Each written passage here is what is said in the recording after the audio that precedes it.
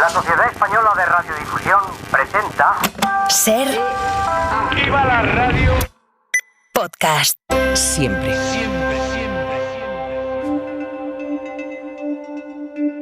Ser Historia. Cadena Ser. Con Nacho Ares. Y el tema de la etnoastronomía son las nociones sobre el cielo, ¿no?, que tenían distintos grupos étnicos. Te pongo un ejemplo muy claro, ¿no? Uh-huh. El tema de las constelaciones, ¿no? Si revisas cómo denominaban las constelaciones, distintos grupos aquí en Europa, verás que el nombre difiere, por ejemplo, de cómo entienden, los esquimales las constelaciones. Aunque las agrupaciones estelares son muy similares, pero el nombre que reciben pues son totalmente distintos.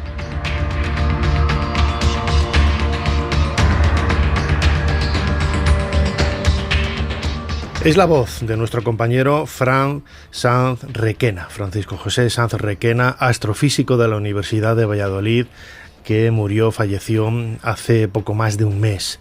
Él llevaba en nuestro programa una sección alucinante, en donde divulgaba la ciencia como nadie, el blues de la ciencia.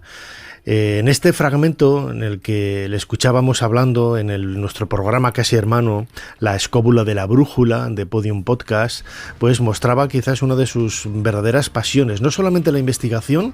Recordemos que sus trabajos fueron premiados y llegó a ser portada de revistas tan importantes como Nature. Pues lo que más le gustaba de todo era la divulgación, compartir con el resto de la gente su conocimiento y su pasión por la ciencia, y en este caso, en este programa, por la historia de la ciencia. Francisco Sanz Requena, va a ser el protagonista de nuestro cronovisor, junto con Jesús Callejo, pero como siempre, serán muchos más temas los que tratemos aquí en este programa muy especial de Ser Historia.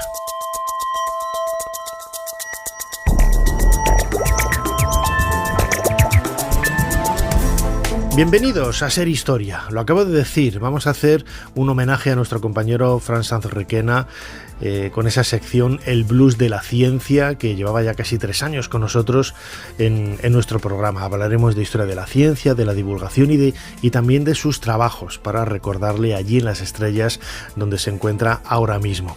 Hablaremos también de historia del cómic. Vamos a viajar a la cátedra de cómic de la Universidad de Alcalá para hablar de este medio de comunicación tan apasionante. Nos visitará Miquel Santiago para hablar de su última novela y cómo discurre todo ese contexto de las novelas de thriller, de misterio, en el ambiente histórico de las últimas décadas, ya en el siglo XX y en el siglo XXI. E incorporaremos una nueva sección, Sala de Cine, con Guillermo Balmori, verdadero conocedor de la historia del cine, un apasionado de la historia de las películas. En esta ocasión nos centramos en esa película del año 1963, La Gran Evasión, ¿no?, para hablar de ese contexto que había después de la Segunda Guerra Mundial en Estados Unidos. Como siempre, soy Nacho Ares y les doy de nuevo la bienvenida a Ser Historia. Comenzamos.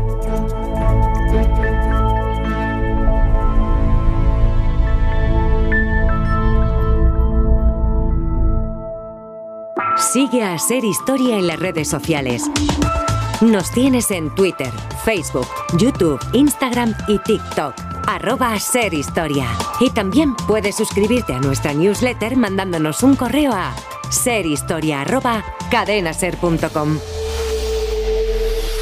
Jesús Callejo, una semana más. Bienvenido de nuevo a Ser Historia. ¿Qué tal, Nacho? Pues bien hallado. Y en este caso, pues en fin, con un cronovisor que ni a ti ni a mí nos gustaría hacer, pero que es obligado porque a los grandes amigos hay que hacerles grandes homenajes.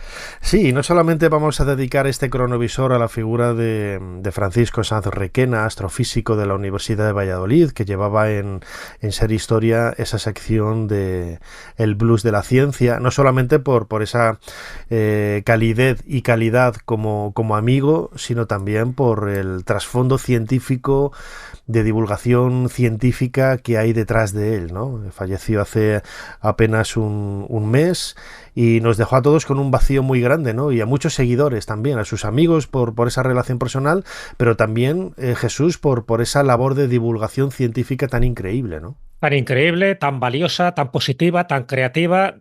Ha servido de inspiración a muchísima gente porque lo bueno que tuvo Fran es que esas investigaciones no solo las hacía dentro de su ámbito, porque ya sabes que muchos científicos, pues bueno, se mueven en el ámbito académico y solo lo conocen ellos.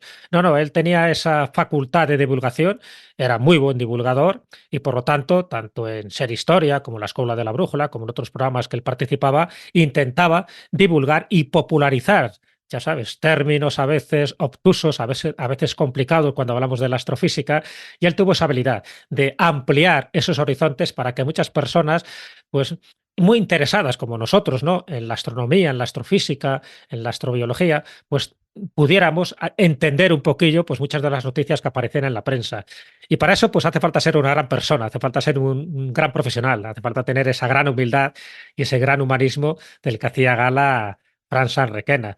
Por eso y por tantas cosas, pues está claro que es este homenaje, se lo debemos, porque además morir de esta forma, con la que él muere, ligero de equipaje, pero sin previo aviso, cuando te dejas un poco un vacío mayor, ¿no? Porque estos infartos fulminantes me recordó un poco que también le pasó a Juan Antonio Cebrián en su época, con 41 años, donde de la noche a la mañana una persona que estaba en su mejor momento vivencial y profesional, como lo mismo que le pasa a Fran, pues va y se marcha, ¿no? Y te deja con esa sensación de, jolín, podíamos haber disfrutado muchísimos más momentos bonitos, divertidos. Pero es cierto que al final vamos sembrando cosas, las cosas que sembramos, pues muchas de esas son nuestras inquietudes, nuestros libros, nuestros programas de radio, en fin, el recuerdo que dejamos en los amigos, y a fe que Fran pues ha dejado una gran huella, esa huella luminosa, y por eso va a ser recordado durante muchísimo tiempo y recordado además con mucho cariño. Fíjate, el otro día lo comentaba en la sección que hicimos de homenaje a él, ¿no?, repitiendo una sección del Blues de la Ciencia. Yo lo conocí de forma casual. Escribió a través de mi página web un correo diciendo que era seguidor del programa, que era astrofísico, que trabajaba en esto, en lo otro y tal. En aquella época estaba haciendo ese trabajo en los anillos de Saturno y en unas cosas que a mí me sonaban un poco extrañas, ¿no? Pero lo contaba tan bien y era tan entusiasta, ¿no?, en la forma de compartirlo que lo entrevisté, ¿no?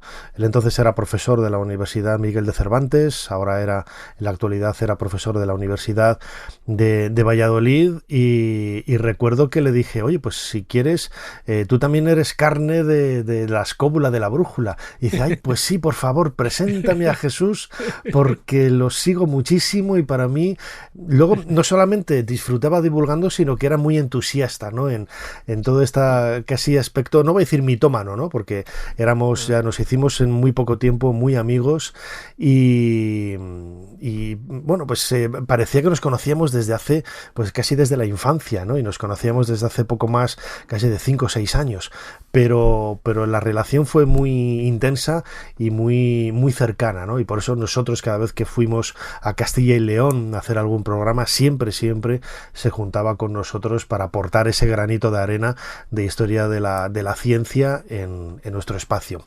Jesús Callejo, como siempre, tengo aquí el teclado de nuestro ordenador, de nuestro cronovisor. ¿Cuál es la fecha que nos propones en esta ocasión? Pues la fecha es el 30 de marzo del 2022.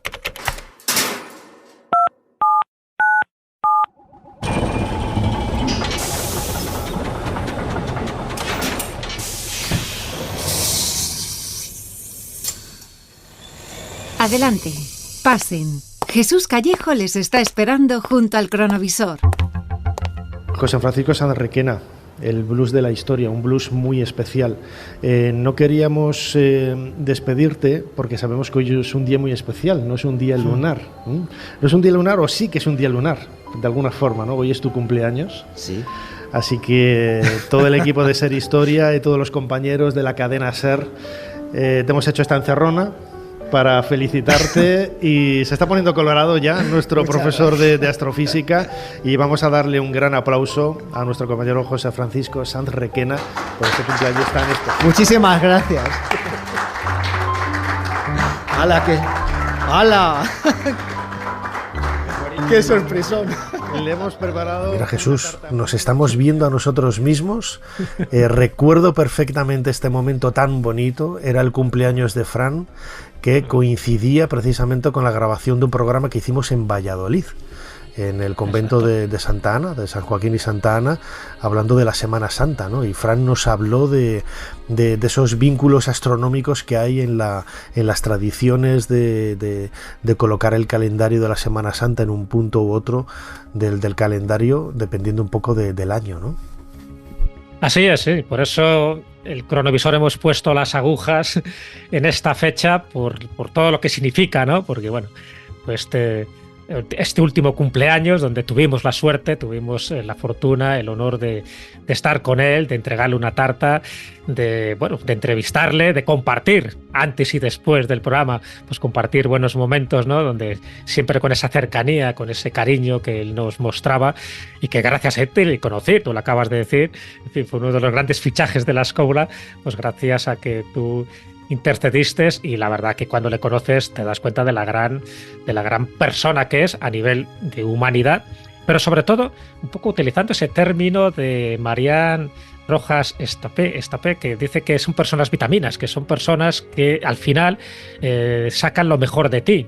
Y precisamente por esa cercanía, al ser muy amigo de sus amigos, pues cada vez que nos encontrábamos, pues claro, nos fundíamos ahí en un abrazo y sabíamos que era algo más que un invitado, era algo más que un colaborador, era un amigo. Entonces, bueno, nos sentíamos muy cercanos a él. Yo recuerdo que en ese cronovisor, y yo era de Gregorio Fernández, y estuvimos hablando, porque además había una escultura, ¿te acuerdas? De Gregorio Fernández, una escultura yacente de Cristo. Yacente, sí. Claro, y entonces pues nos dio pie pues para comentar algunas de las curiosidades y rarezas que, por cierto, tiene este museo de San Joaquín y Santa Ana, que había cosas muy llamativas, ¿no? Como alguna santa que tenía ahí un juego de cartas, lo cual llamaba mucho la atención porque los juegos siempre estaban prohibidos en la iglesia. Y curiosidades de este tipo. Así que ahí Fran, es verdad que habló de uno de sus temas favoritos y además también de los míos, con lo cual le puse también un interés muy especial, que era hablar de esos calendarios lunares, de esas orientaciones que tienen algunos edificios. Y él también la arqueoastronomía la dominaba totalmente y el saber que muchos edificios tienen esa orientación precisa, algunas estrellas, algunas constelaciones, a los solsticios, a los equinoccios, pues desde luego que era una delicia escucharle. Y este momento fue muy emotivo además por la entrega que le hicimos de esa tarta, como no, pues con un cohete. Claro, eso fue un detalle de los compañeros de Radio Valladolid, Carlos Flores, que tenía con él una sección en el Hoy por Hoy Valladolid. El título era La ciencia es el nuevo rock and roll. Fran era un entusiasta de la música, y cuando le veías casi vestido de rockabilly decías, pero este señor cómo va a ser astrofísico, va a trabajar publicando portadas en la revista Nature y trabajando con proyectos vinculados a la NASA y en otros puntos. Bueno, pues ese era el bono de Fran, ¿no? Y gracias también a Javier Cuevas, director de Radio Valladolid, buen amigo, que se portaron el otro día estuve escuchando la mención que hacía Carlos Flores en el Hoy por Hoy Valladolid, y una mención pues muy bonita y muy emotiva.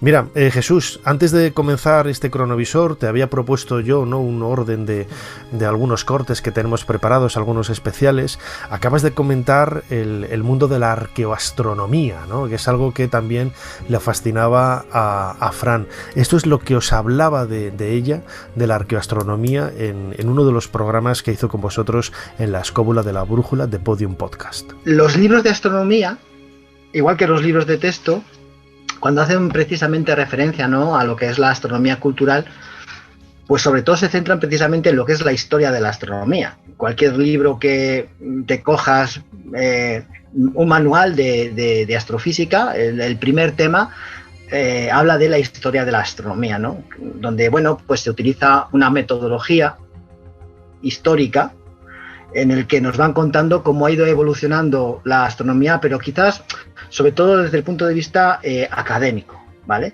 Y del resto de las cosas, o sea, de lo que es la arqueoastronomía y la etnoastronomía, pues la mayoría de los libros de texto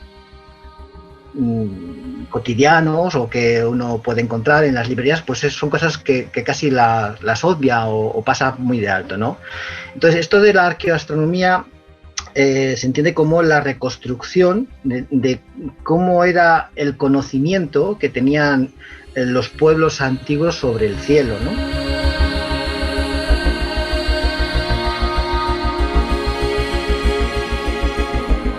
Maravilloso, Jesús, esa elocuencia y esa capacidad, ¿no?, de resumir brevemente, pues, conceptos para que todo el mundo lo pudiera entender, incluso los más tontos como nosotros, ¿no? No, por eso era una delicia escucharle, porque además te lo contaba con esa naturalidad, tomando unas cañitas cuando nos veíamos físicamente, que dices, qué maravilla, ¿no? Qué maravilla tener a un auténtico profesor que además divulgaba de esta forma. Sí, le tuvimos por lo menos unas 6 o 7 veces ahí en la escóbula hablando de distintos temas y bueno, era una delicia también cómo nos entregaba esos dosieres. Casi, pues yo le decía, entrégame un pequeño guión, un poco para ver por dónde va, y me entregaba un dossier completo, ¿no? Digo, da gusto con este hombre. Y estuvimos, pues eso, hablando de Astrobulandia, mitos y certezas del universo, tengo aquí apuntado, de la exploración y de las misiones espaciales. También estuvimos hablando como uno de los exoplanetas, que era uno de sus temas también favoritos. Crónicas marcianas, le dedicamos un programa también a este tema, ¿no? Porque también el de Marte sabía, bueno, y sobre todo de las atmósferas, todas las atmósferas de los planetas del sistema solar, pues era su especialidad, en concreto de la de Saturno, y como no, pues con la de Marte, igual que con la de Venus, que también nos hablaba muchísimo de los últimos descubrimientos, o de la astronomía en la antigüedad.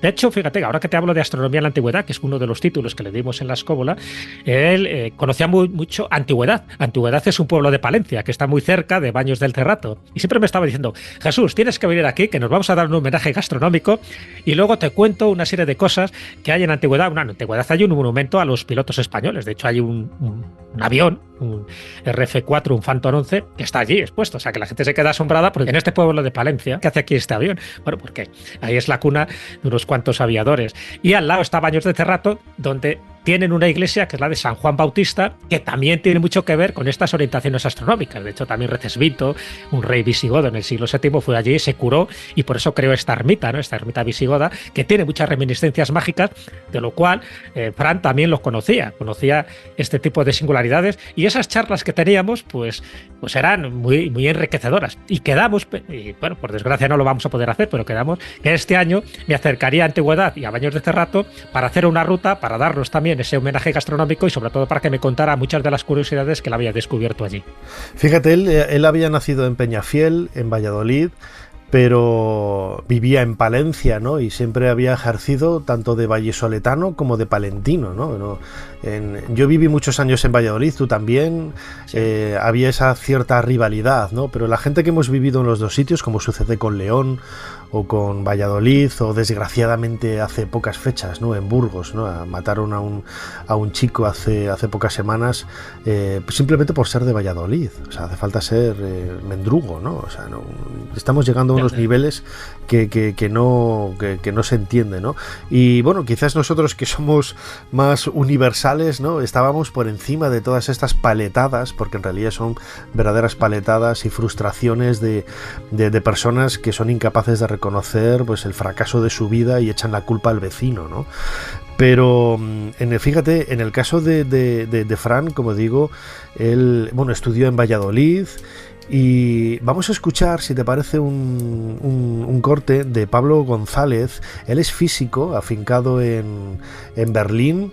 Él, una promoción un año por delante de la de Fran, pero le conocía bien. Y fíjate, esto es lo que nos cuenta sobre el valor de esa investigación que publicó en la revista Nature, la que fue portada de esta revista, pues uno de esos hitos, ¿no? En el mundo de la investigación, pues con el nombre de Francisco Sanz Requena y de otros miembros del equipo, hablándonos de lo que él más conocía, ¿no? Que lo decías antes, ¿no? Esas nebulosas, no sé cómo definirlo porque no soy físico, Pablo a lo mejor me echa la bronca, pero esas nubes y esas cosas raras que había junto a los anillos de Saturno, Cassini, etcétera, etcétera. Vamos a escucharlo, Pablo.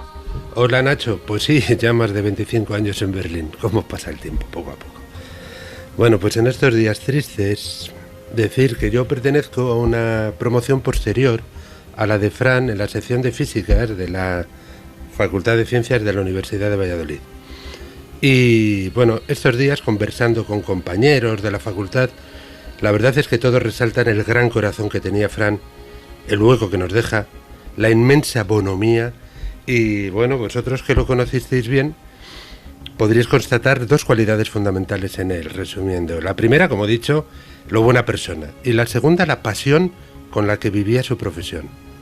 tenía pasión por investigar y por divulgar, algo muy necesario para nuestra sociedad y que los físicos no solemos trabajar mucho en ese tema.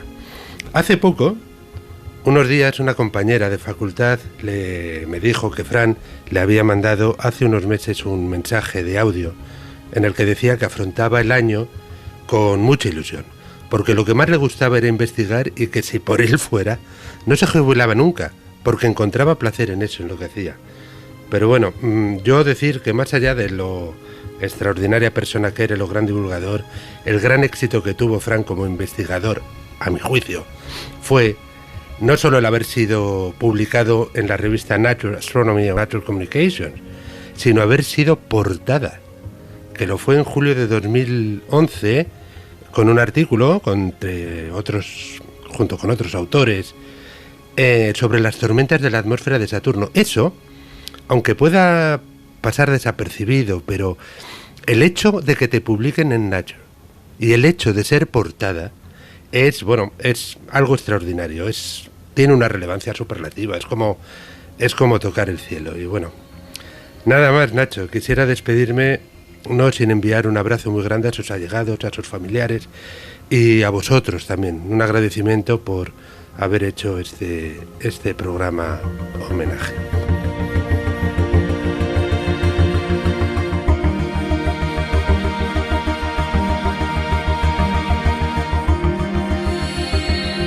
No nos damos importancia, Jesús. La gente, el valor de muchos de los invitados que tenemos en nuestro programa, la calidad humana y la calidad científica que tienen, y por desgracia, iba a decir, es que no tienen poca trascendencia, ¿no? A veces son más importantes cuando están trabajando fuera, en la Universidad de Harvard, en la Universidad de Oxford, en Cambridge, pero si tú estás en la Universidad de Valladolid, parece que pasas desapercibido.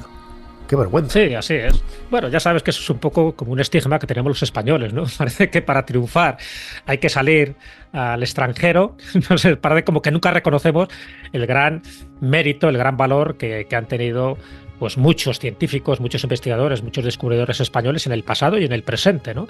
Entonces no hay muchas ayudas a estos colectivos, ¿no? Donde precisamente pues están aportando lo mejor de su conocimiento, lo mejor de sus estudios para mejorar el mundo, además. Entonces, bueno, pues ya te digo, es una especie como de estigma que nos ha pasado, nos ha pasado y nos seguirá pasando, por desgracia, mientras no se destinen muchos más recursos económicos, precisamente para que los talentos que tenemos en España, y tenemos muchos, no se vayan a otros lugares. O sea, por una parte, la formación la reciben aquí, donde pues, con dinero público, con dinero privado, y luego realmente los frutos los dan en otros lugares. En el caso de Fran, por supuesto, siempre se quedó aquí, era muy de la tierra, muy de Valladolid, muy de Palencia, y es cierto que esa divulgación siempre la hizo aquí, a pesar de lo que tú dices, de que fue muy reconocido en medios extranjeros, en Nature, por supuesto, cuando publicó sus estudios sobre las atmósferas planetarias, pues fue totalmente reconocido por eso mismo, porque sus averiguaciones sobre la gran tormenta blanca de Saturno, por ejemplo, pues es una de las grandes aportaciones que se hizo a este nivel, ¿no? De la astrofísica,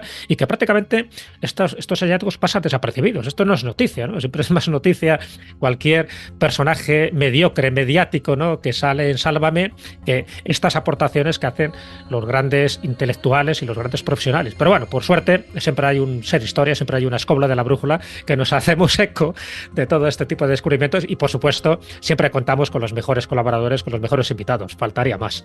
Desde luego que sí. Además él tenía muy buena relación con otras misiones que trabajaban en otros lugares del planeta, ¿no? No solamente por vínculos de amistad, sino por vínculos profesionales, ¿no? Abel Calle, también de la Universidad de Valladolid, ahora mismo se encuentra en la Antártida, y allí estaba ese 17 de febrero cuando murió Fran, y mandó una fotografía que nos hizo llorar a muchos, nos emocionó a muchos, apareció en algunos medios de comunicación en Castilla y León, donde en la Antártida, delante de esa nave, ¿no? en Marambio, en Argentina, colocó apenas con un folio arrancado de un cuaderno, pero escrito con un rotulador, ¿no? En la entrada ponía: Fran, amigo, la Antártida te llora, ¿no? Me emociona ahora al volver a leerlo, pero esto es lo que nos cuenta Abel, precisamente su amigo, sobre esta historia. Conocía a Fran desde el año 86, en que compartíamos los estudios de la carrera de física. Ya entonces, Fran era el conseguidor de libros y el que encontraba siempre los problemas interesantes que luego compartía con sus compañeros. Para él, y desde entonces, encontrar ciencia era sinónimo de compartirla. Si no, decía, esto no tiene ninguna gracia. Desde entonces tuve el privilegio de vivir con él la pasión de la divulgación científica en muchas actividades. Lo que para él, por cierto, era la principal responsabilidad y obligación de los científicos para con la sociedad. ¿Qué puedo decir si 7 meses después de llegar a la Universidad de Valladolid ya organizó el Congreso Nacional de Ciencias Planetarias? Pero sabes, Abel, me decía, lo mejor es que hacemos esto porque nos gusta y disfrutamos. Y así era. Entraba como profesor externo en un programa de máster y se enteraba el último de que podía haber una compensación económica. Pero si yo esto lo hago porque me gusta, decía. Fran ponía entusiasmo desbordante y buen hacer en lo que hacía y así lo transmitía. No creo que pueda dar otra definición salvo la de la amistad del mejor amigo que uno quiere tener cerca. Cuando nos dejó, yo estaba en la Antártida y le hice un homenaje con un cartel que rezaba: Fran, amigo, la Antártida te llora. Justo un día antes de su ausencia habíamos hablado y me dijo: arréglatelas como puedas, pero la próxima vez te acompaño. La Antártida se le queda pequeña, porque estoy seguro que desde cualquier lugar del sistema solar, como desde las atmósferas planetarias que tanto estudió y amó, también le lloraron aquel día. Adiós, amigo, te echamos de menos.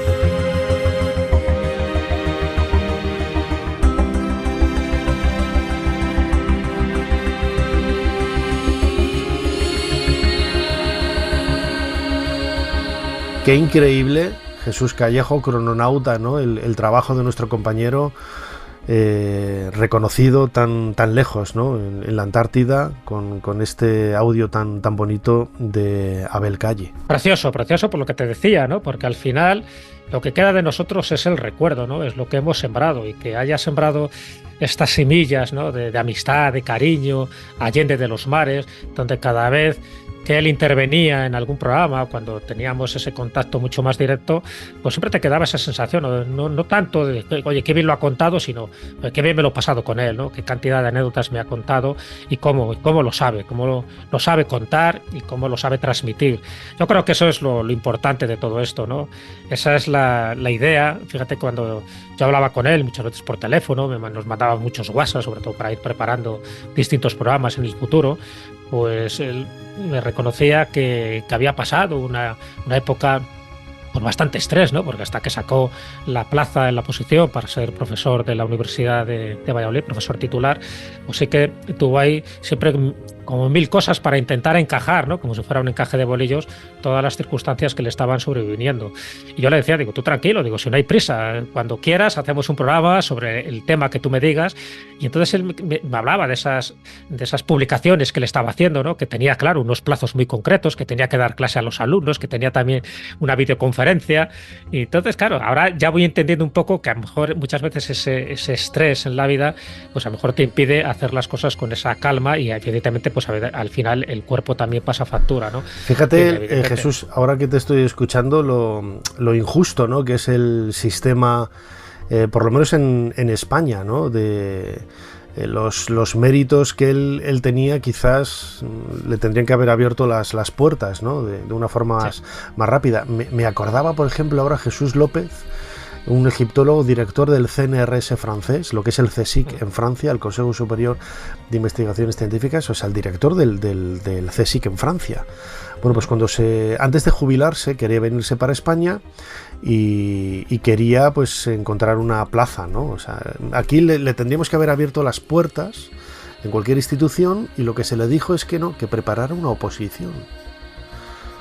Dices, pues sí, pero ostras tú, ¿no? O sea, no tienes ese reconocimiento de una persona que ha dedicado toda su vida a la investigación, con un reconocimiento internacional, director de una de las instituciones más importantes del mundo. O sea, te da igual, eso no cuenta nada.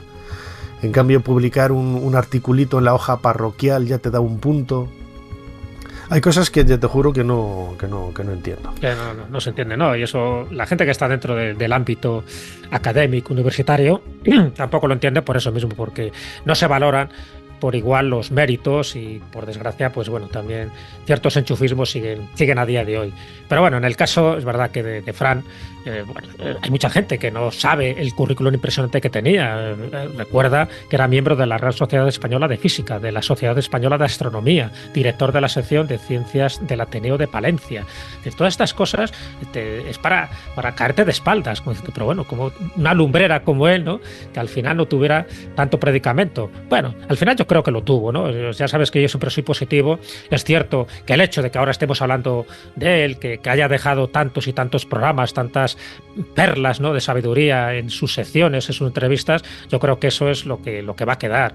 Y eso yo creo que es lo importante. Hay cantidad de profesores, cantidad de gente que tiene tantos o más méritos que él y, sin embargo, pues no han tenido a lo mejor esa suerte o esa capacidad o esa aventura, ¿no?, de adentrarse en el mundo mediático de la prensa, de la televisión, de la radio, a veces también por timidez, a veces por lo que sea, ¿no? Y en el caso de Fran sí que rompió esa barrera, ¿no? Y el romper esa barrera, que sea alguien capaz de llamarte para decir, oye, mira, que en Venus han encontrado la fosfina. Yo le decía, ¿pero qué es la fosfina? No sé, pero te lo cuento porque es fundamental para las investigaciones que se están haciendo. Digo, pues venga, vamos a hablar de la fosfina de Venus. Bueno, pues alguien que tiene esa capacidad para llamarte y para saber que va a tener, ¿no?, esa plataforma para contar sus investigaciones, pues qué maravilla, ¿no? Yo creo que eso es lo bueno que tiene él y que posiblemente otros profesores que se quedan más retraídos y posiblemente Fran Sanrequena sea un ejemplo a seguir para otras personas que den ese paso, que se animen a divulgar, porque yo creo que la divulgación al final es lo que queda. Y fíjate, no solamente el éxito desde el punto de vista académico, profesional, sino también en las generaciones futuras, ¿no? Porque abrió las puertas a muchas personas para tener esa inquietud entre los más pequeños, entre los niños, para tener, como digo, ese interés por la ciencia, la astrofísica, y entre esos seguidores estaba Candela. Candela, nuestra compañera de los libros de Candela, la hija de Ana Caballero, nuestra encargada de redes sociales y producción del programa, un cerebrito que nos daba miedo, ¿te acuerdas, Jesús? Cuando tenía 6-7 años y hablábamos con ella y parece que estábamos hablando con Albert Einstein, con las cosas que decía. Digo, qué miedo me estás dando, Candelita. Bueno, pues este es el mensaje que nos ha querido dejar Candela precisamente para hablar de quién era uno de sus amigos, Fran. Fran para mí era un ídolo. Yo le admiraba muchísimo, era muy buena persona, siempre me trató genial, yo le tenía muchísimo cariño, me recomendaba libros sobre el espacio porque sabía que me encantaban y ahora cada vez que mira al cielo me voy a acordar de él porque ahora está entre las estrellas que tanto le gustaban.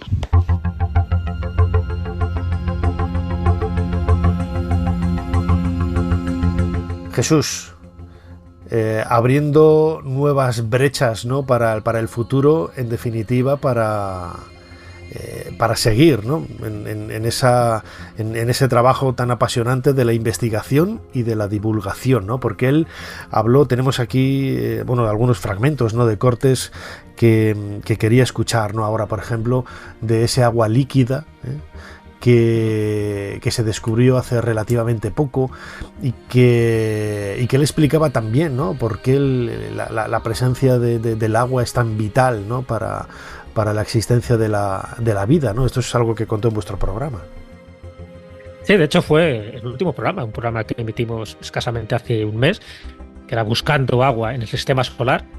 Es curioso porque al final hay títulos que vamos cambiando. Cuando me pasó estos guiones que te digo yo que eran tan amplios, lo tituló al principio SOS al universo. Digo, mira, qué bonito, ¿no? SOS al universo. Digo, hablaremos, ¿no?, de meteoritos que se acercan, que pueden ser peligrosos, cosas así. ¿No? Y al final el programa derivó por el agua en el sistema solar. Si había agua, por supuesto, en distintos satélites jovianos, en otros lugares, por supuesto, Marte, en la Luna, y al final pues cambié el título. Dije, pues ya está, buscando agua en el sistema solar porque ahí estamos hablando más de agua que de otra cosa. y efectivamente coincidía mucho más con la filosofía del programa. Bueno, pues este era Fran, ¿no? Que luego podíamos derivar en otro tipo de temas igual de apasionantes, y el SOS al universo pues quedó ahí un poco relegado. Digo, ya lo tocaremos en otro momento y hablaremos de los peligros, ¿no?, con los que el universo nos puede amenazar, en concreto nuestro sistema solar. Bueno, pues esto era lo interesante, ya digo, de Fran, y por eso cuando hablaba del agua lo hablaba con mucha fruición y con mucha pasión, porque sabía que era uno de los elementos fundamentales para que el sistema solar nos diera muchas sorpresas en un futuro muy próximo. Dentro de nuestro sistema solar encontramos agua casi allá por donde miremos. Como muy bien ha dicho Jesús, claro, la cosa es encontrar en un planeta agua que se encuentre en estado líquido en su superficie. ¿Por qué? Bueno, pues fundamentalmente porque el agua es lo que llamamos un disolvente universal. Esto quiere decir que en todas las reacciones químicas, o en muchas reacciones químicas que tienen que ver con la vida, se dan bajo la presencia de agua, y sin ella este tipo de reacciones pues sería prácticamente imposible.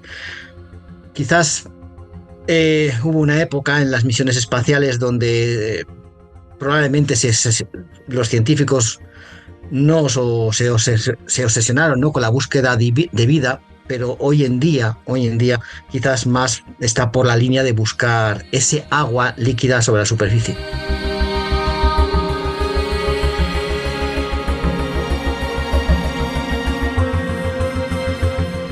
Esta era de nuevo Fran Sanz Requena. Era José Francisco, yo le llamaba Francisco José. Menudo lío tenía yo con el nombre, ¿no? me echaban... Era para los amigos, ya estaba. Sí, claro, yo como le llamaba siempre Fran.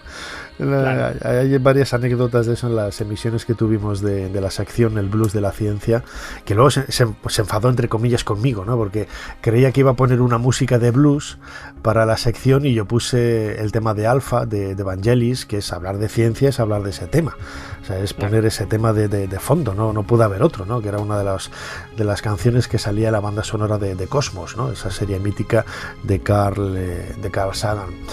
Y Jesús, quería acabar este cronovisor especial que estamos dedicando a la divulgación de la ciencia, y en concreto a la figura de nuestro compañero Fran, que nos dejó hace unas semanas, pues con el testimonio de una compañera también, de Ana Caballero, que fíjate que nunca habla, nunca sale, nunca dice nada. Cada vez que le digo que le aplaudan en las salidas que tenemos del programa, ella se mete en esa concha en sí misma, ¿no? También de León, como nosotros, claro que sí. Y este es el mensaje que nos ha dejado, recordando a la figura de nuestro compañero Fran. Pues qué te puedo decir de Fran, que era de esas personas que no te dejan indiferente. Era muy sencillo, de un trato pues muy familiar y muy cercano. Siempre nos recibía con una sonrisa de oreja a oreja, y es que al margen de todo lo que sabía y de su forma de divulgar tan maravillosa, era una persona extraordinaria. Es duro pensar que no está ya. Como anécdota, recuerdo que cuando fuimos a hacer el programa Valladolid, quisimos darle una sorpresa porque coincidió con su cumpleaños, y les pedimos a los compañeros de la SER de Valladolid que a ver si nos podían conseguir una tarta, y tuvieron un detallazo porque trajeron una que venía personalizada con un cohete, y bueno, él se llevó una sorpresa y yo creo que le hizo muchísima ilusión. Pero es que encima el regalo nos lo trajimos nosotros, porque nos había cogido un queso para cada uno del equipo. Pero bueno, así era él. Y que le vamos a echar muchísimo de menos. Un abrazo muy grande para su hijo Diego y para Carmen, su mujer.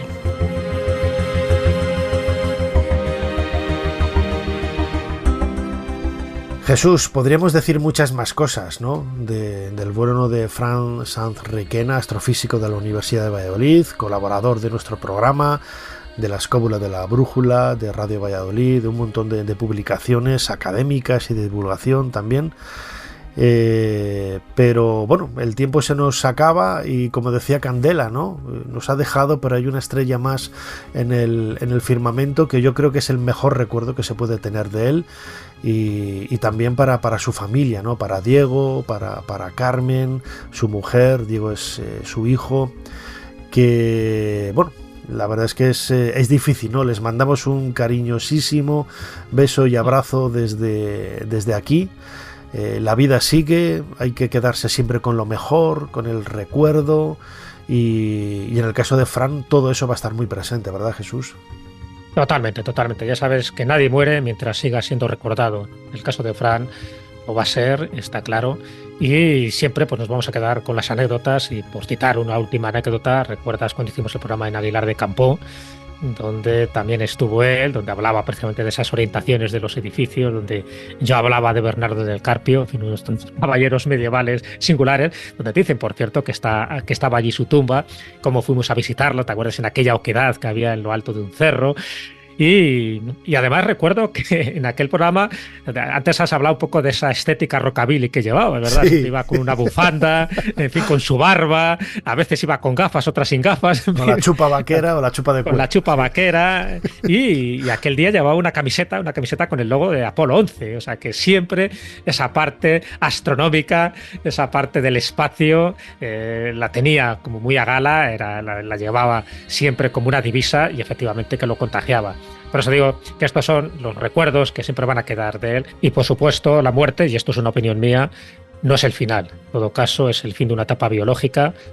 Me hago eco un poco de las palabras que en su momento dijo Kubler-Ross, una gran psiquiatra, muy experta, ¿no?, en esta transición, donde ella decía que era literalmente una transición, un puente, y que es abandonar el cuerpo físico como la mariposa abandona un capullo de seda. Yo creo que él sigue volando y sigue volando muy alto, y ese recuerdo siempre lo vamos a tener con él. Un recuerdo muy cariñoso. Gracias, Fran, por todo lo que nos has aportado. Gracias, Jesús, me vas a volver a emocionar. Pues nos quedamos con eso, con ese recuerdo, con la figura de Fran. No vamos a llorar, no porque no sea de hombres y esas estupideces, porque desde luego yo sé que él está ahí viéndonos ahora mismo, aunque nosotros no podamos verle, y disfrutando de esa magia estelar que él tanto supo cultivar durante su vida. Lo dicho, un beso muy grande para Fran, para Carmen, su mujer, y Diego, su hijo. Y Jesús, un abrazo muy grande para ti. Muchísimas gracias una vez más por habernos ayudado a hacer un poquito más de historia. Muchísimas gracias a ti, y este abrazo mucho más emotivo, mucho más cercano, porque siempre, siempre nos va a unir estos grandes momentos y nuestra amistad, que somos de León, pero además somos mucho más. Somos un poco esa esencia donde la historia nos hace vivir y nos hace sentir como seres humanos. Y Fran nos lo hizo sentir sin ninguna duda.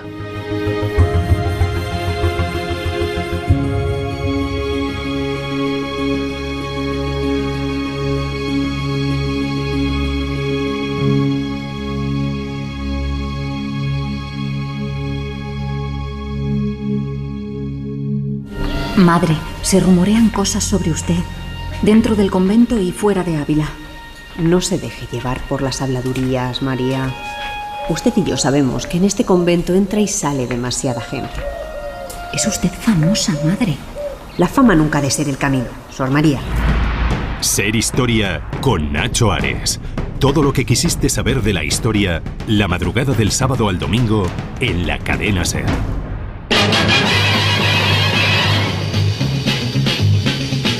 Spider-Man, Spider-Man, does whatever a spider can. Spins a web any size, catches thieves just like flies. Look out, here comes the Spider-Man.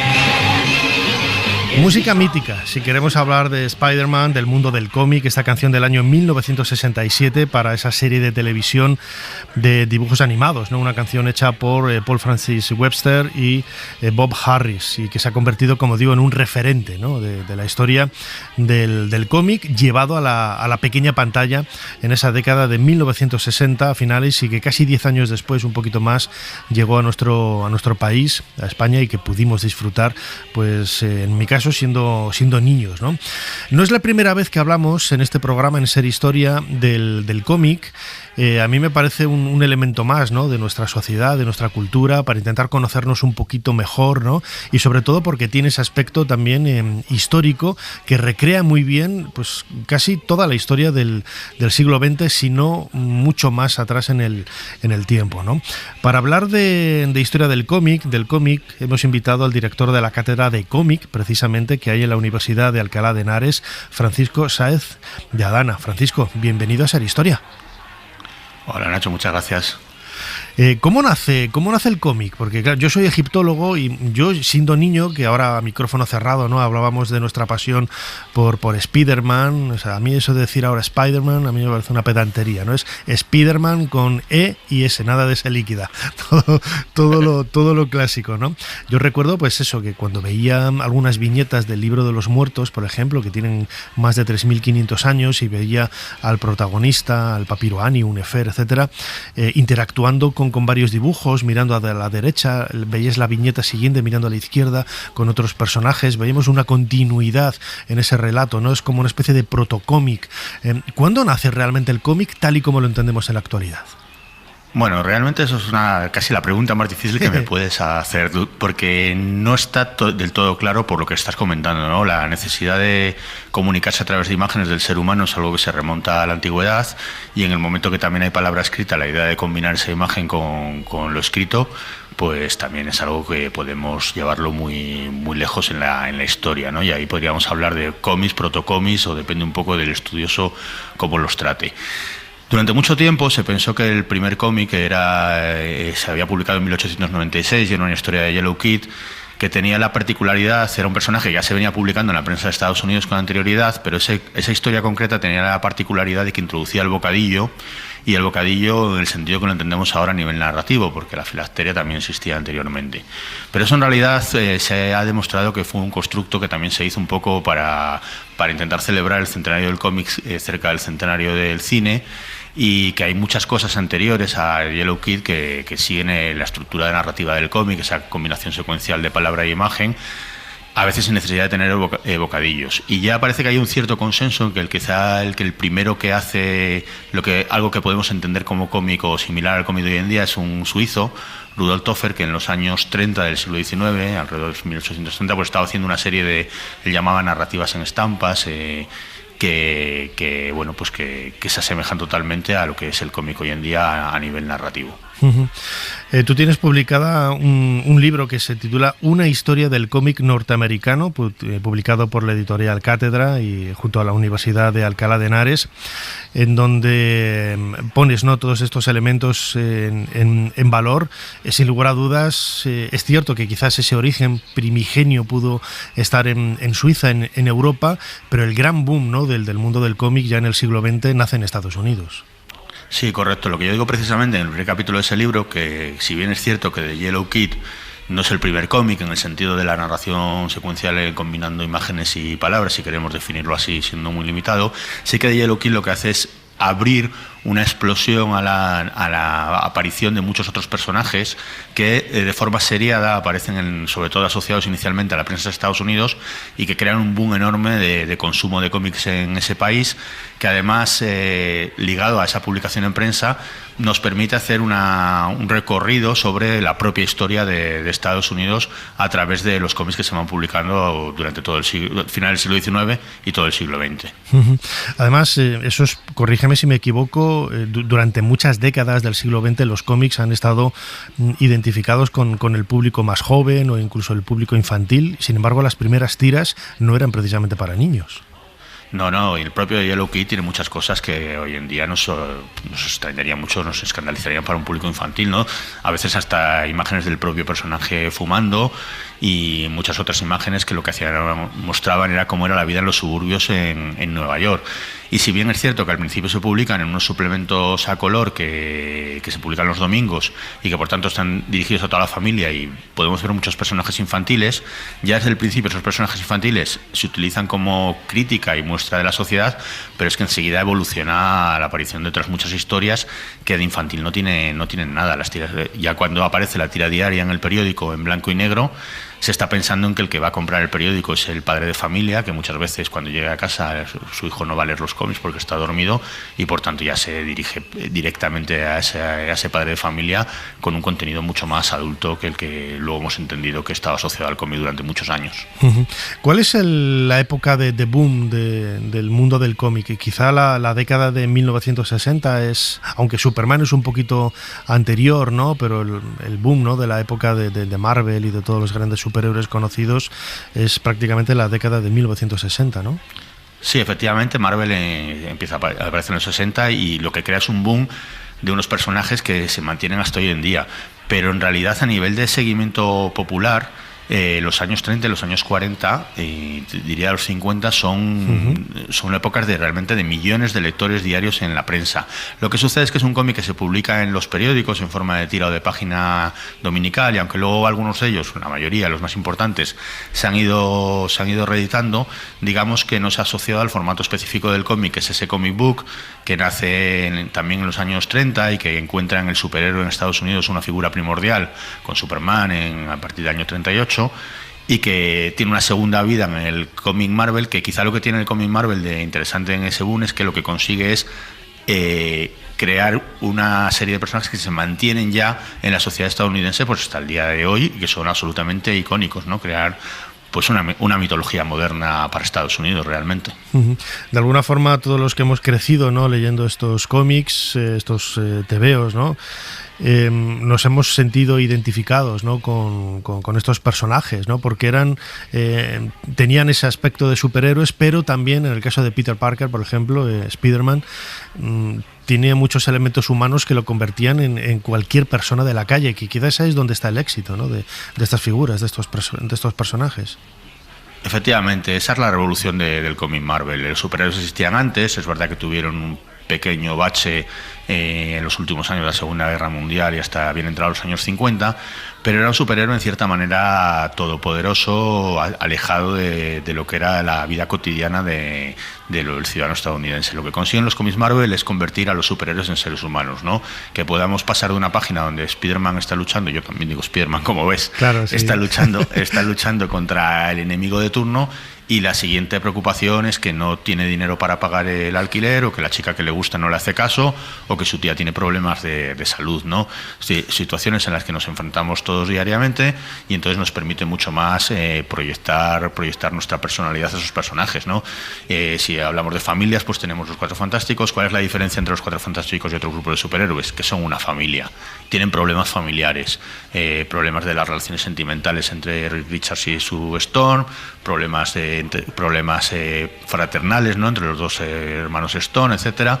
Todo lo que podemos entender como las relaciones familiares que todos vivimos día a día se reflejan en ese cómic de superhéroes, y esa es la verdadera revolución. Una figura en principio tan arquetípica, tan alejada de la realidad como el superhéroe, la llevamos a nuestra cotidianidad y permite la identificación total del lector con las historias de sus personajes.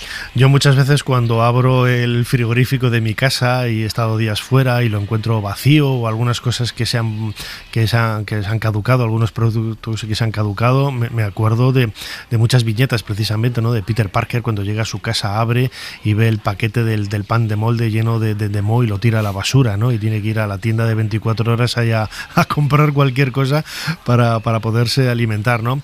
Son guiños, ¿no? Y lo que comentabas ahora, ¿no?, escenas muy humanas, ¿no? Su relación con Mary Jane, todos esos aspectos que lo conviertan en personajes absolutamente normales.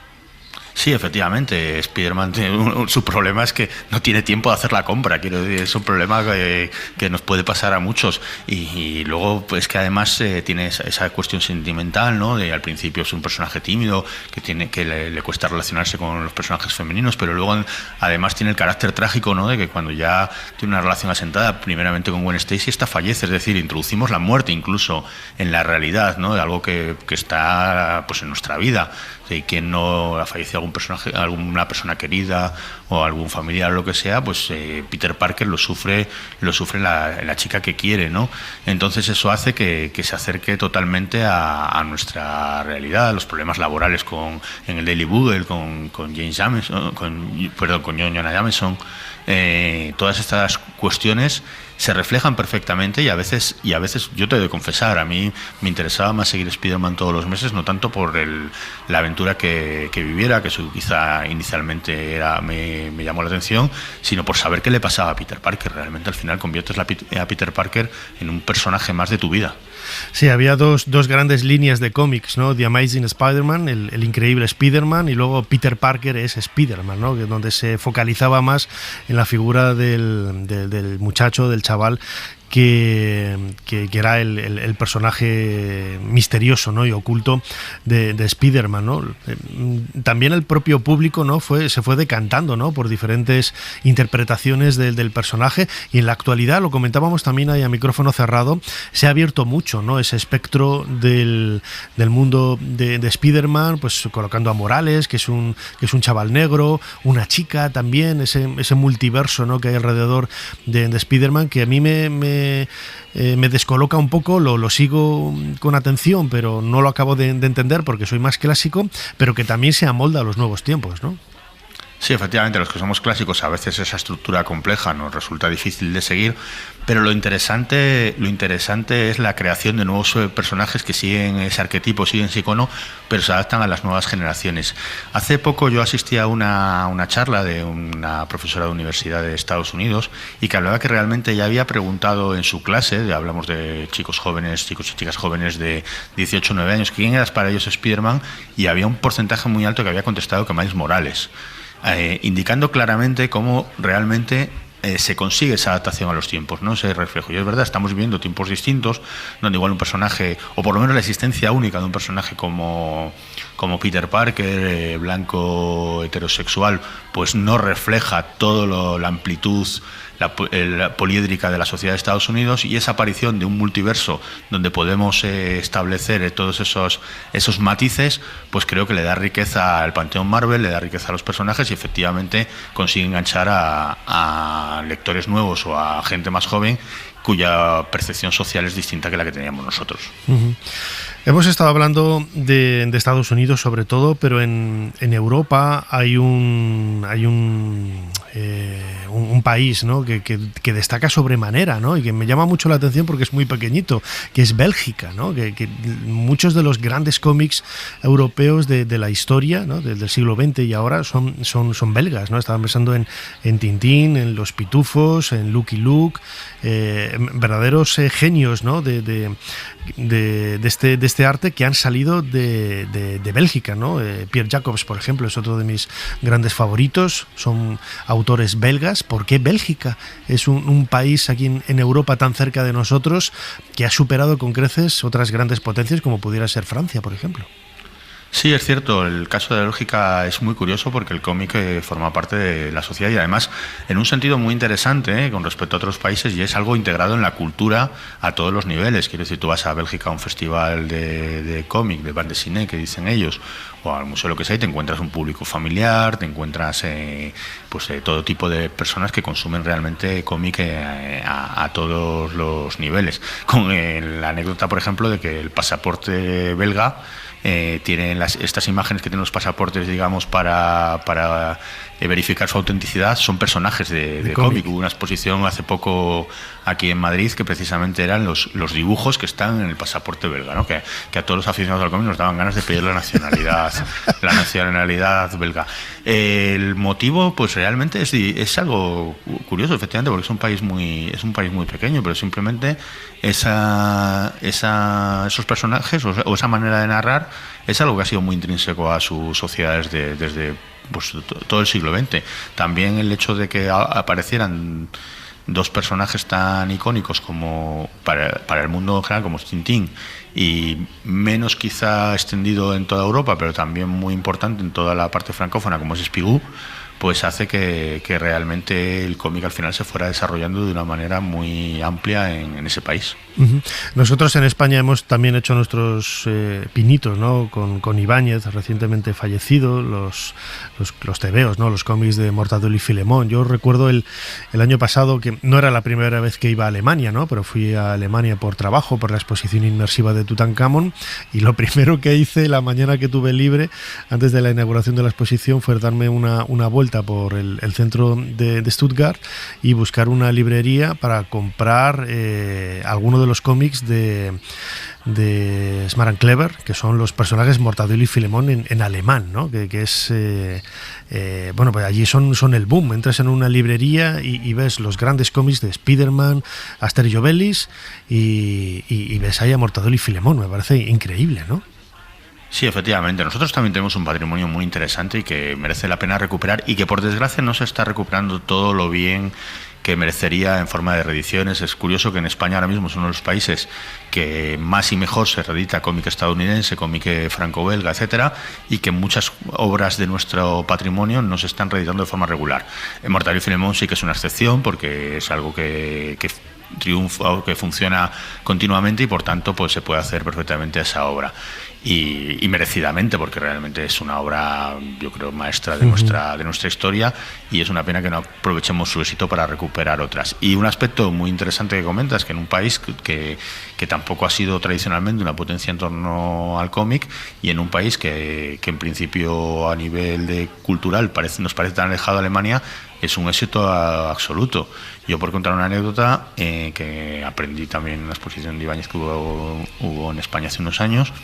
En Alemania no solo triunfaba mucho Mortadelo y Filemón, sino que durante una época triunfaba mucho 13 Rue del Percebe. Sí, yo compré también de Rue del Percebe, sí, es verdad. Pues como 13 Rue del Percebe, en realidad la producción que hizo en España Ibáñez fue mucho menor que la de Mortadelo y Filemón. Se habla de que como allí era tanto éxito, se produjeron unas pocas páginas por autores alemanes de 13 Rue del Percebe, que yo no las he visto, pero que me encantaría ver, porque ya me parece 13 Rue del Percebe, que es pues un corte, ¿no? Porque en realidad la estructura lo dice, es un corte de lo que es la vida en España en una determinada época. Pues imagínate, hecho por autores alemanes, tiene que ser una cosa muy curiosa realmente.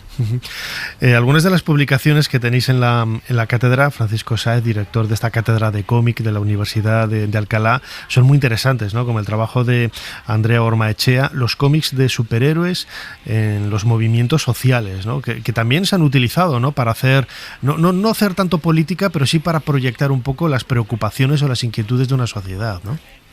Sí, efectivamente. Bueno, el libro de Andrea, que ha salido hace nada, pues es un libro muy interesante que viene de su tesis doctoral que hizo sobre cómic de superhéroes, lo cual demuestra lo vivo que está ahora la academia en torno al cómic en España. Y es un libro muy interesante porque muestra un poco esto que estábamos contando, cómo los superhéroes o el cómic norteamericano en general, y en este caso el cómic superheroico, refleja perfectamente la sociedad de su época. Y además, normalmente una sociedad generalmente muy asociada a los movimientos juveniles, a los movimientos sociales. Entonces, claro, el cómic Marvel, y no solo Marvel, porque luego DC se sume también a esta tendencia, se tiene su explosión en los años 60. A finales de los años 60, a principios de los 70, hay unos movimientos sociales muy, muy claros, y el cómic no es ajeno. Hay que pensar que series como Spider-Man y otras eran la lectura principal de las universidades en Estados Unidos en esa época. Y entonces todos esos movimientos que se estaban gestando en esas universidades encontraban en mayor o menor medida su reflejo en el cómic de superhéroes. Y eso lo analiza Andrea con una gran profusión y una gran rigurosidad, y es un libro, la verdad, muy recomendable. Desde luego, como todo lo que hace esta cátedra de cómic de la Universidad de Alcalá de Henares, dirigida por nuestro invitado Francisco Sáez de Adana, autor también de Una historia del cómic norteamericano, publicado por la editorial Catarata y la propia Universidad de Alcalá. Francisco, como siempre, seguro que te volvemos a liar con las telarañas de Spider-Man para venir aquí en otra ocasión a hablar de historia del cómic. Como siempre, muchísimas gracias por habernos ayudado a hacer un poquito más de historia. Será un placer. Muchas gracias a ti, Nacho.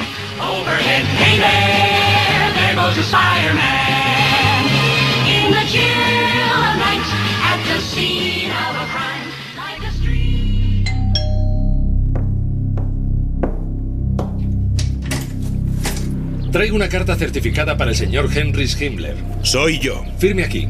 Gracias, señor.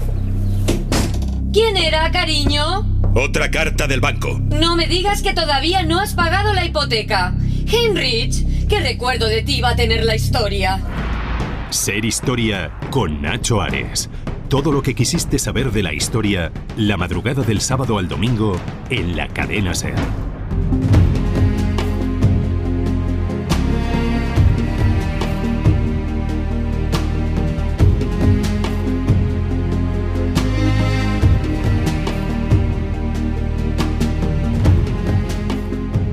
Comenzamos esta semana en Ser Historia una nueva sección dedicada al mundo del séptimo arte, sala de cine. Va a ser esta sección en donde vamos a ver ese trasfondo histórico que hay en muchas películas y que recrean no solamente momentos del pasado, sino que también ayudan a comprender, ¿no?, cómo era la sociedad, cómo era la historia del momento en el que fueron estrenadas.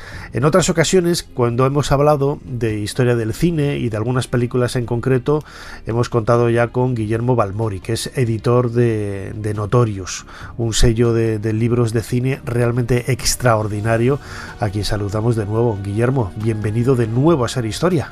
Muchísimas gracias por esta sección tan, espero que sea estupenda, y nada, gracias por eso, por dejar hablar de cine, que yo creo que hay mucha vinculación, ¿no?, con el cine y la historia. A veces el cine la ha llevado mal, la historia también, desde luego, muchas veces.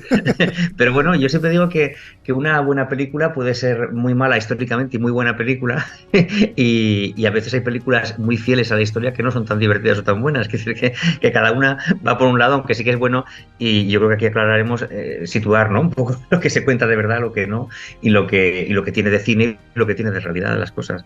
Claro, ¿cómo llegas tú al mundo del cine? ¿Por qué te apasiona tanto? Bueno, a mí me gusta el cine, me gusta más el cine clásico. Ya sabes que yo soy apasionado del cine clásico, de Hollywood además, desde que tenía 8 años. Yo le pedí una enciclopedia del cine a mi madre con 8 años y se quedó un poco así. Dijo, ¿pero cómo voy a comprar una enciclopedia del cine a un niño de 8 años? Pero bueno, mi padre siempre nos decía, lo que sea de lectura y de cómics o de tal, los compro lo que queráis. Juguetes no, pero eso en Reyes. Pero lo que sea de lectura, ya sean cómics, enciclopedias, fascículos, pedid lo que queráis, que eso lo compro. Yo pedí esta enciclopedia que iba por fascículos, ¿te acuerdas aquellas que había? Sí, entonces pues mi madre se quedó un poco sorprendida, pero me lo compró y yo guardaba aquella, y sobre todo lo que hacía era ver un poco las fotos, porque aquella edad tampoco, pero bueno, me empezó a interesar. Y luego con 10 años, fíjate, yo me acuerdo que mi afición al cine empieza por un ciclo de Rita Hayworth que puso la 2 bueno, entonces se llamaba La Segunda Cadena, de Televisión Española, en el año 84. Yo tenía 10 años y me fascinó porque justo vi una película de Rita Hayworth y Fred Astaire que se llamaba Desde aquel beso, y justo coincidía que esa película era, en el fascículo que me había comprado mi madre venía información de la película. Entonces yo, el momento en el que descubrí que aquellos señores que hacían una película también tenían sus vidas, era un niño muy pequeño, y se podía comentar todo aquello que yo veía, había gente que escribía sobre eso y te contaba cosas de esa película que tú habías visto en televisión, me pareció un hecho fascinante, y a partir de ahí es cuando me empezó a gustar el cine, fíjate, con 10 años. Bueno, y además una de los últimos trabajos que habéis publicado, ¿no?, donde hacéis en ocasiones pues esos cumpleaños, ¿no?, esas onomásticas, ¿no?, los 50, los 60, los 70. En este caso, el libro del 60 aniversario de La Gran Evasión, una película que se hizo en el año 1963 y que también fue un hito, ¿no?, con ese Steve McQueen. Yo siempre lo veía, cuando veía esa sesión de tarde, ¿no?, en Televisión Española, lo veía un tipo tan serio que nunca sonreía, ¿no?, un actor ahí muy guapetón, ¿no?, muy atractivo y tal, pero muy serio, ¿no? No tenía quizás el carisma de otros grandes artistas de Hollywood de aquella época, de la década de 1960, pero esta película, La Gran Evasión, por ese referente histórico también que tiene de la Segunda Guerra Mundial, es uno de esos iconos, ¿no? Por supuesto, esta es la película que le convierte a él en estrella. Fíjate, es verdad esto que dices tú, que era serio y demás, porque sí que es verdad que pese a que él quería dar una imagen como de esta nueva ola de actores no tan embarados, no tan divos, no tan más naturales, por así decirlo, en realidad era un divo impresionante. Es decir, era el tío de los más engreídos, de los más, digamos, pues eso, valga la redundancia, divos que había, a pesar de que él daba la imagen contraria. Es curioso esto que dices de él, porque además la escena más famosa de la película, que es la de la moto, ¿te acuerdas? Aquella moto que va... Es la parte menos histórica de toda la película. Es decir, él la impuso, es decir, la impuso casi por contrato. Él le gustaba mucho las motos, le gustaba mucho que le vieran exhibirse cómo conducía esas motos, y entonces fue una escena que no tenía nada que ver con la realidad, pero que él impuso para poder participar en la película. Es decir, él exigió que hubiese una escena de moto, y entonces pues montaron los guionistas, claro, dijeron, pues ¿cómo introducimos esto en la historia? Al final lo hicieron muy bien, como sabes, quedó muy bien en la escena, a pesar de que no era una cosa histórica, pero y al final se ha convertido en la escena más emblemática de la película. Si tú ves las carátulas, los carteles, todo, aparece él en la moto. La película cuenta un poco, ¿no?, la aventura de varios pilotos que han sido hechos prisioneros, ¿no?, por los alemanes nazis, y claro, los alemanes, para evitar que que se escapen, ¿no? Los reducen en un lugar concreto y aún así consiguen escaparse, ¿no? Sobre todo por el valor que tenían los grandes pilotos en la Segunda Guerra Mundial. Efectivamente, ellos fueron atrapados o encerrados en el Stalag Luft 3, que se llamaba, y este Stalag Luft 3 era un campo de concentración que los nazis habían orquestado precisamente para juntar a todos aquellos expertos en fugas, en soldados especialmente beligerantes, sobre todo pilotos, como dices tú, que habían sido expertos en fugarse de otros campos, les aglutinaron todos juntos, que no sé si fue un acierto, para en ese campo dotarlo de unas medidas de seguridad extremas para que estos que eran más peligrosos, que podían escaparse con mayor facilidad o que tenían más ansias de escaparse, pues estuvieran en ese campo, digamos, con medidas extraordinarias, y a pesar de eso, fíjate que lograron hacer esa fuga histórica, porque eso sí que es histórico. Paul Brickhill, que sería el que llevaría esto a una novela, y luego esa novela se venderían los derechos al cine, contó esta hazaña, ¿no? Pero fueron muchos los soldados, cientos de ellos, que, claro, gente deseosa de escapar con una sola idea en la cabeza, que es escapar, y preparados, todos eran ingenieros, tenían profesiones, digamos, muy cualificadas, poniendo todos esos conocimientos en una idea común, obsesiva, que era escapar, dio el resultado de eso. Además estamos en una época, claro, el año 1963, casi no habían pasado ni 20 años desde el final de la Segunda Guerra Mundial. Imagino que la sociedad de la época tendrían muy vivo, ¿no? En Estados Unidos, de alguna forma, claro, una guerra en Europa es lejana, pero habían muerto muchos soldados americanos y algo en su interior todavía les removía, ¿no? Y esa idea de heroicidad, de aventura, de logro, del escape, en definitiva, es lo que marca un poco la película, ¿no? Efectivamente, estamos hablando de lo que dices tú, ha pasado un tiempo ya prudencial, se han dejado de hacer esas películas, digamos, de hazañas bélicas, ¿no? Diría yo que son las que se hacían en la Segunda Guerra Mundial, y ha pasado el tiempo para ser, por un lado, más críticos. En los años 60 se empiezan a hacer películas más críticas con la guerra, menos heroicas, se empiezan a poder, digamos, contar cosas sin apasionamiento, y esta película precisamente cuenta esa hazaña, que fíjate, se hizo un preestreno, precisamente esto que cuentas viene muy al caso, se hizo un preestreno, la primera vez que se exhibió ante veteranos de guerra, ante gente, soldados, algunos de ellos incluso que habían participado habían sido apresados en campos de concentración, para que diesen de alguna manera ese visto bueno, porque les parecía que a lo mejor les iba a parecer que habían fantaseado ciertas cosas, que habían retorcido ciertas cosas, y que a lo mejor se podían sentir, no sé si humillados, pero sí en cierto modo a lo mejor no les hacía gracia, ¿no?, que su historia no fuera contada. Sin embargo, la recepción fue apabullantemente buena, les encantó a todos, consideraron que era una película de acción, que es lo que es, maravillosa, y todos se aplaudieron enormemente, y cuando esos soldados dieron de alguna manera ese visto bueno a la película, los productores ya se sintieron más cómodos a la hora de poder estrenarla para el público en general. Claro, fíjate, estás hablando de ese reconocimiento de los protagonistas, ¿no? Yo recuerdo hace casi, pues más de 20 años, ¿no?, cuando se estrenó la película La vida es bella, donde se cuenta esa historia ingenua, naif, ¿no?, de un campo de concentración, de cómo un padre intenta hacer ver a su hijo que lo que estaba sucediendo ahí era como un juego.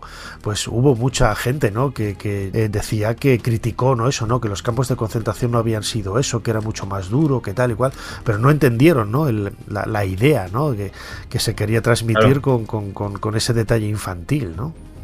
Tú fíjate que incluso Jerry Lewis hizo una película sobre un payaso. Es un poco, La vida es bella está basado en esta película, que no se llegó a estrenar por esta cuestión que tú dices. Jerry Lewis, uno de los papeles que siempre quiso, no recuerdo el título de la película ahora, es una película que no se llegó a estrenar por estas críticas, era un payaso que alegraba los campos de concentración en un poquito la historia esta que estás contando del niño. De hecho, se dice que se varió un poco esa historia para poder hacer La vida es bella. Y esa película no la pudo ni estrenar, ¿no?, de las críticas tan enormes que ya estaba suscitando la mera preparación de ella. De hecho, en internet la gente lo puede consultar en YouTube, hay escenas rodadas, hay bastante material rodado, pero no se llegó a estrenar por miedo a este rechazo, ¿no?, y a esas críticas feroces que podría haber tenido.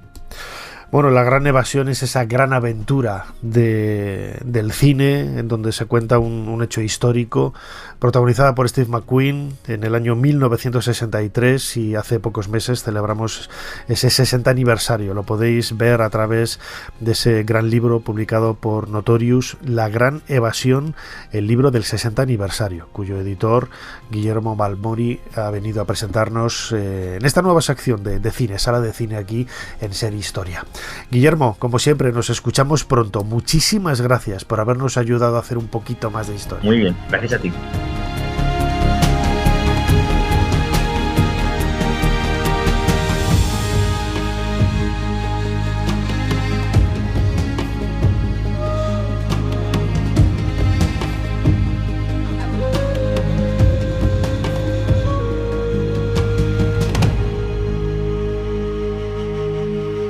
Pero fue bajo otro título que expandí mi nombre y el poder de mi pueblo hasta los confines del mundo conocido.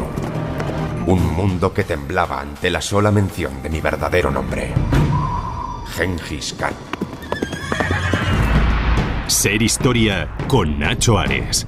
Todo lo que quisiste saber de la historia, la madrugada del sábado al domingo en la cadena SER.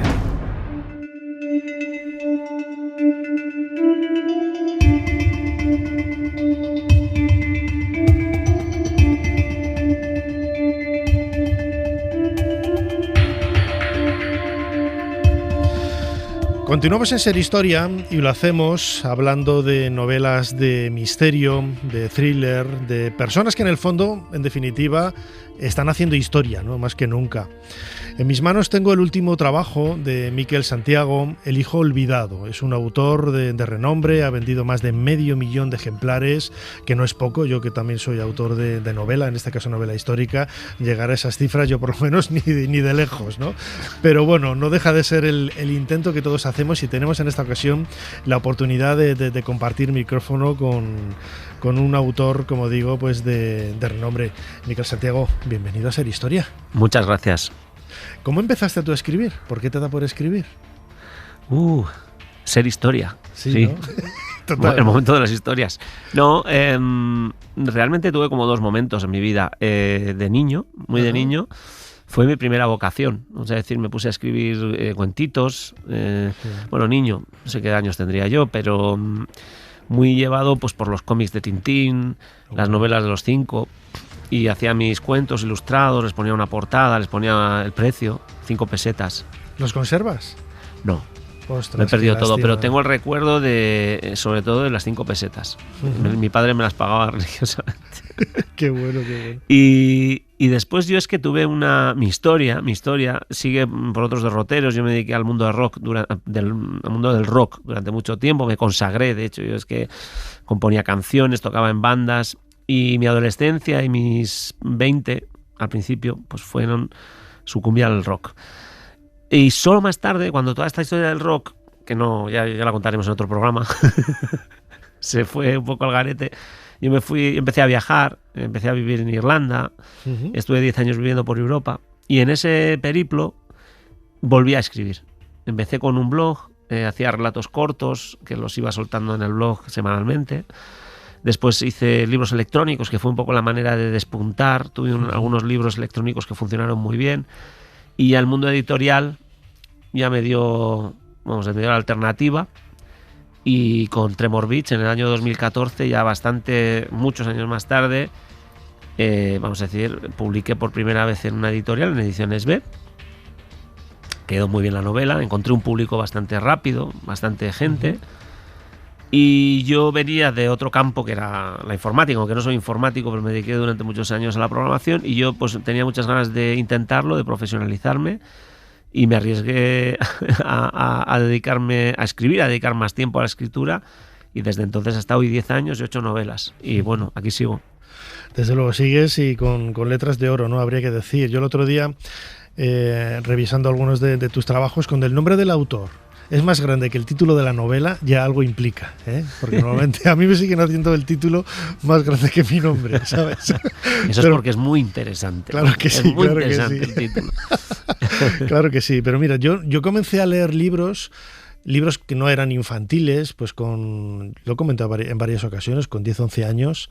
La primera novela de adultos que yo leí, no de adultos que fuera pornográfica, de persona adulta siendo niño, era El tren de las 4:50 de Agatha Christie. ¿No? Yo soy fan de Agatha Christie, y ella siempre hablaba de novelas de misterio, ¿no? Que es un poco el apelativo que yo he utilizado para presentarte, ¿no?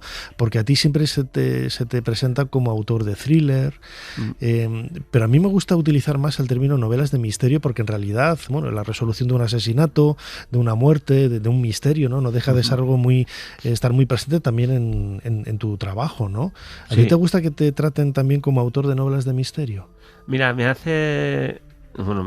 es lo típico que se dice, me alegro que me hagas esta pregunta, ¿no? Por el tema de las etiquetas, que están tan desbaratadas, ¿no? Thriller, novela negra, novela de misterio.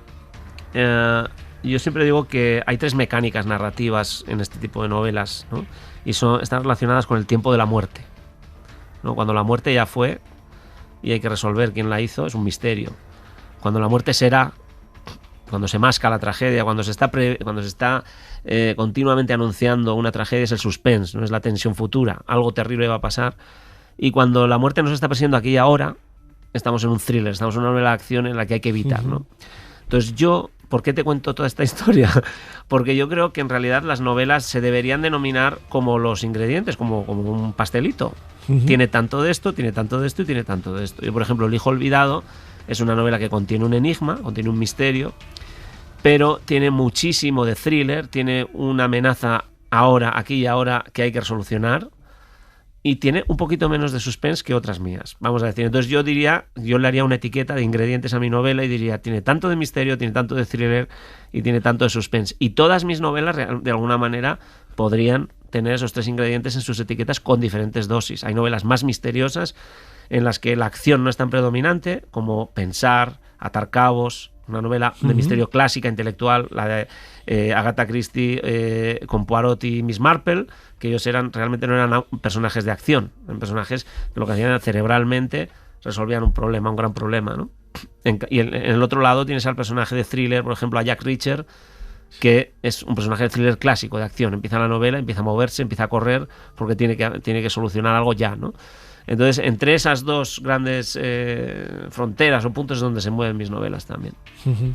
En cualquier caso, imagino que habrá un denominador común, que siempre son los sentimientos humanos, ¿no? Las percepciones que tiene cada persona de la realidad, de lo que sucede a su alrededor, que marca también un poco el sentido de tus trabajos y de otros grandes clásicos, como decíamos ahora, de Agatha Christie, ¿no?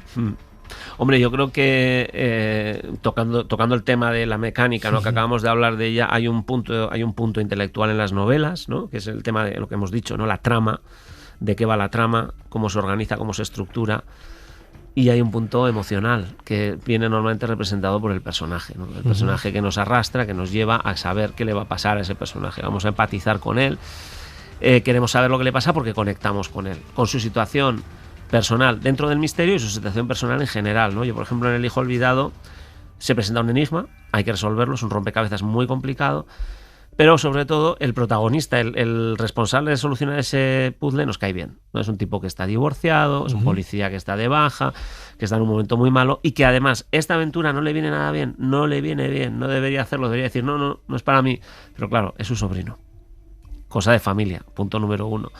Y después es que a su sobrino lo han incriminado de manera falsa, le han metido unas pruebas, con lo cual también él como policía tiene que responder, tiene estas motivaciones. Entonces vemos viendo que su vida personal se va a empezar a complicar, y yo creo que es uno de los atractivos de la novela, mal que le pese al personaje, ¿no? Que cada vez le va peor, y los lectores, cuanto peor le va un personaje, más queremos saber qué va a pasar al final. Ese protagonista es un ertzaina, es un policía del País Vasco. El País Vasco, Euskadi, también está muy presente en toda tu obra. Bueno, tú eres de allí, ¿no? Vienes de Bilbao. Y eso también marca un poco el escenario, ¿no? de todas las obras. Yo no sé si esto, que la gente que nos escuche, que hay mucha gente del País Vasco que nos escuche, que no se lo tome mal, pero sí que es cierto que en el resto de España, en el resto del Estado, como dicen allí, hay cierto aspecto de sombrío, ¿no? Con todo lo que hay, mucha ignorancia, todo ello, por supuestísimo, ¿no? Que también lo veíamos en una película cómica, ¿no? 8 apellidos vascos, ¿no? Cuando el protagonista llega al País Vasco, cruza ese túnel y empieza a verlo todo sombrío, pues hay mucha gente ignorante que lo ve así, ¿no? Yo no sé si esa idea también del mundo del misterio, de lo sombrío, lo has aprovechado también en tus novelas. Claro, vamos a ver. Esto es como Danny DeVito, ¿no? Que aprovechó que era bajito y se hizo famoso, ¿no? Claro. Pues nosotros en el País Vasco, digamos que esta reputación del lugar sombrío, con una atmósfera tan adversa, sí, pues desde luego es una paleta de colores maravillosa para darle tono a estas novelas de misterio. Son como las llamas de una hoguera, ¿no? No hay mejor que te cuenten un cuento de misterio a la luz de un fuego, ¿no? Pues esto es lo mismo, le da tono. Es cierto que nuestra orografía es compleja. Es un mundo difícil, las montañas, los valles, Y yo siempre digo que de alguna manera esto armoniza muy bien con las tramas complejas, lo intrincado del paisaje con lo intrincado de las tramas, de alguna manera funciona. Y lo que no diremos nunca a los oyentes del resto del país es que hace mejor tiempo de lo que parece. Sí, ¿no? De hecho, es casi Málaga ya últimamente. No, eso, mira, fíjate, eso me pasa abriendo un paréntesis con Egipto, ¿no? Que dice que yo viajo mucho a Egipto en verano y llevo a grupos en verano y dice, no, pero allí hace un calor en agosto, es horrible. Digo, nadie va a ver aquí en Madrid a las 2 de la tarde la Cibeles, ¿no? Que te mueres de calor. Pues allí exactamente igual, ¿no? Hay una serie de etiquetas que se han colocado, ¿no? El norte de la península, en Asturias, en verano hace casi frío, en Galicia y tal, y luego son lugares absolutamente maravillosos, ¿no? Bueno, últimamente la verdad es que sí, ha mejorado bastante, está mucho más seco. Ya sabemos todos por qué, a qué se debe, tampoco es una gran noticia, ¿no? Ya. Pero bueno, circunstancialmente a nosotros nos ha favorecido en ese sentido. Lo cual no quita para que realmente siga lloviendo, siga habiendo tempestades, tormentas, sobre todo la parte de la costa, que da a un mar bravo, ¿no? Y que tiene estas cosas, ¿no? Que tiene y crea esos escenarios que yo decía que atraen tanto, ¿no? Que es más espectacular o más adecuado para una novela de misterio, un thriller, una novela de suspense, un paisaje floreado, soleado, con pajaritos, o un lugar tormentoso, quebradizo, con rocas, ¿no? Totalmente. Tú ya me lo estás dibujando. ¿Qué es mejor, no? Todos nos imaginamos Drácula con un cielo tormentoso, un castillo, un lugar abrupto, ¿no? Y ese castillo ahí en lo alto, ¿no? No te lo imaginas, aunque podría hacerse una gran novela en una zona llana, castellana. Yo me imagino una casona señorial con sus misterios, ¿no? Como recientemente además acaba de César Pérez Gellida con el premio Nadal, que lo ambienta en Extremadura, y que es perfecto para un misterio, ¿no? Todo tiene sus claves, ¿no? Pero el País Vasco concretamente sí que tiene esta paleta de colores, esta tonalidad que además posibilita tramas de una manera técnica también, pues que una carretera esté mojada, que resbale, que te puedas caer a un barranco, que haya un acantilado, que haya...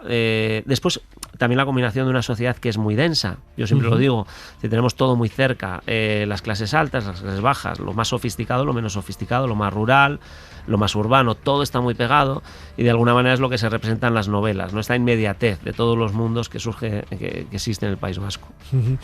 También hay otro elemento común en todas tus novelas, que es lo que le da ese elemento, ¿no? de misterio, de thriller, que es la muerte, ¿no? El asesinato. ¿Por qué nos sentimos tan atraídos por la muerte? Bueno, la muerte es siempre un tema de reflexión, es un tema constante de reflexión en la vida de todo el mundo, ¿no? Cómo vamos a morir, cuándo vamos a morir, para empezar, ¿no? Y después la violencia, ¿no? La violencia es otro tema, no exactamente, no se corresponde siempre, pero está, ¿no? Desde Caín y Abel, ¿no? Es un Yo siempre he tema pensado, morboso. perdona Miquel, la idea de que la gente tiene miedo a morir, no tanto miedo a morir, sino a cómo morir, ¿no? Porque al final la muerte es un interruptor, se apaga y ya está, ¿no? Pero hay mucha gente que tiene miedo a morir de una forma violenta, dolorosa, que es en definitiva a lo que se tiene miedo. Yo creo que es ese temor mayor al cómo más que al propio hecho en sí, ¿no? Sí. Bueno, y las cosas pendientes muchas veces también. Yo muchas veces estoy terminando una novela, me monto en un avión y digo, no, por favor, no, porque no. Solo me quedan 100 páginas, déjame, llego y ya, que sea lo que Dios quiera. Pero sí, o sea, la muerte ya es predominante. El tema de la violencia, la reflexión sobre el crimen, ¿no? Sobre las líneas sobre las que está montada la sociedad, el delito, realmente, el mundo del crimen da para mucho más de lo que parece, porque realmente nos está hablando de esos límites que se ha montado la sociedad para existir, ¿no? El crimen es lo que está al otro lado de la frontera y es muy importante, sociológicamente hablando, para reflexionar sobre el mundo en el que vivimos, hasta qué punto un asesinato no está justificado muchas veces, ¿no? Es uno de estos grandes temas, de estos debates, ¿no? La guerra, ¿no? La gente que está en la guerra, ¿qué pasa? Eso ahí todo vale y aquí no, ¿no? Entonces, es todo un tema de debate. Yo creo que además, tanto la novela romántica como la novela, vamos a decir, de clave negra, en la que hay asesinato, estamos hablando de pasiones fuertes. Y en la ficción... hoy en día, que la gente consume la ficción de esta manera, que no tiene todo el tiempo del mundo, parece que hay una tendencia, hay un gusto por ir a por sensaciones fuertes, poderosas, ya desde el principio, ¿no? En el caso de las novelas como las mías, empezar muy fuerte, desde la primera página, presentar un problema, pero no un problema cualquiera, no es Oye, que no sé si he pasado el examen. No, es que tu sobrino está en la cárcel acusado de asesinato. ¡Pum! Ahí te dejo esto, ¿no? Y a partir de ahí tú decides, ¿no? Yo creo que la ficción siempre ha sido un acelerador de emociones, pero hoy en día, en el que tenemos que pescar al lector de una manera todavía más fuerte, más rápida, porque hay 1000 distracciones, pues tenemos que esforzarnos por presentar esto. Pues yo creo que la negra, la novela de asesinatos y la romántica están tan de boga, porque son novelas que atrapan más, son más intensas. Y que además luego tienen muchos elementos de la propia realidad del autor. Me pasa a mí como autor de novela histórica, que quieras o no, siempre proyectas alguna vivencia o algún sentimiento, ¿no?, en los personajes.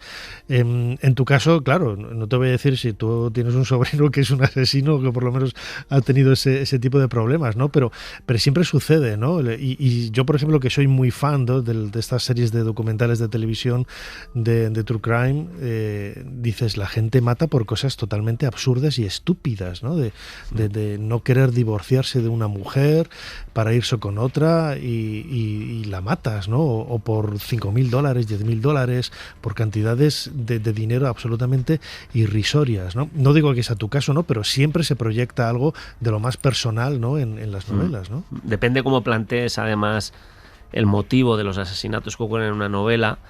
Estás dando pie a otro debate, ¿no? Pues por ejemplo, tenemos las típicas novelas en las que hay un asesino en serie, nihilista, un monstruo que en realidad mata por placer. Bueno, igual quizá es la motivación menos humana de todas, la que menos entendemos. Pero cuando de repente una persona mata por hacer justicia, o por venganza, o por celos, o por envidia, o por ambición, por tapar un secreto que puede destrozar su vida, vale, está mal. Lo que decíamos, los límites de la sociedad nos imponen que eso no se puede hacer. Pero de alguna manera, en el fondo, lo que dices tú, en el fondo, ¿quién no lo ha planeado alguna vez? En el fondo, esos que has de decir, joder, qué bien estaría este tío bajo tierra, ¿no? Yo no, lo digo por un amigo. Lo digo por un amigo, claro que sí. Miquel Santiago, autor de El hijo olvidado, que acabas de publicar con Ediciones B, me tiraría horas y horas hablando contigo, porque veo que tenemos muchos elementos afines y en común, no solamente literarios, ¿no?, sino de esa visión del mundo, pues todo un personaje que está haciendo historia, desde luego que sí. Miquel Santiago, como decimos siempre en nuestro programa, muchísimas gracias por habernos ayudado a hacer un poquito más de historia.